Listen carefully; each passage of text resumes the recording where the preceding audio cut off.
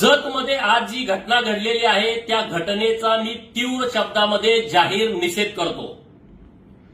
ज्या एपीआयनं हा प्रकार केलेला आहे त्या एपीआयला सुतासारखा सरळ करण्याची व्यवस्था केली जाईल। प्रतापगडाच्या पायथ्याशी छत्रपती शिवाजी महाराजांनी अफजल खानाचा कोतळा काढला हा इतिहास 4थीच्या पाठ्यपुस्तकामध्ये आहे। मग हे एपीआय महोदय 4थीच्या पाठ्यपुस्तक फाडून टाकणार आहेत का?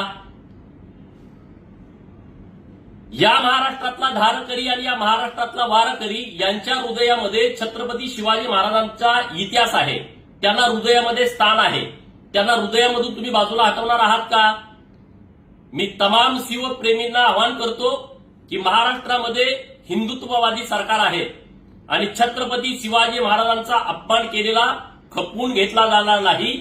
ज्या एपीआयनं हा उद्योग केलेला आहे त्याच्यावरती निश्चितपणे कारवाई होईल।